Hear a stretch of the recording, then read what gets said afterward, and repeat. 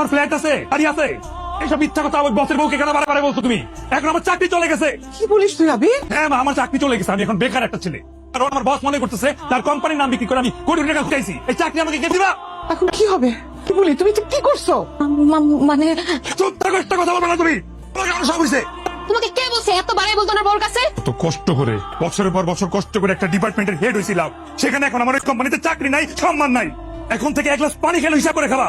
বাবা, আপনার সব ওষুধ ঠিক মতন গুছিয়ে রেখেছি, সময় করে খেয়ে নিন। আসি। জবা, কতদিন পরে আসলি? জামাই বাবাজি কই? ও তো আসে নাই, ওর অফিসে অনেক কাজ, বুঝছো, আমাকে নামাই দিয়ে চলে গেল। সত্যি করে বলতো, তুই আবার ঝগড়া টগড়া করে আসিস? কি বলো মা, ঝগড়া করতে যাব কেন? তোমাদেরকে অনেক মিস করছিলাম, এই কারণে ভাবলাম কয়দিন থাকি। উল্টা পাল্টা কথা বলো না। কাল ভাড়া। ও ভাড়া? হাজবেন্ড কোথায় চাকরি করে?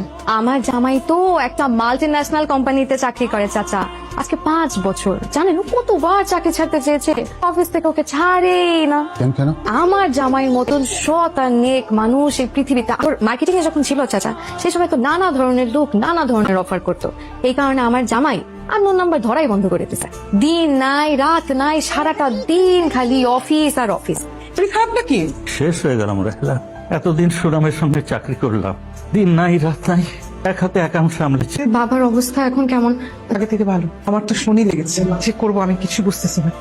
ছেলের বাবার এই অবস্থা, কিছু হবে আল্লাহ জানে। মা, আবিরের অ্যাকাউন্টে 5 লাখ টাকা আছে, ওইখান থেকেই তো কিছু টাকা দিয়ে বাবা চিকিৎসা করানো যায়। ও দেয়নি টাকা?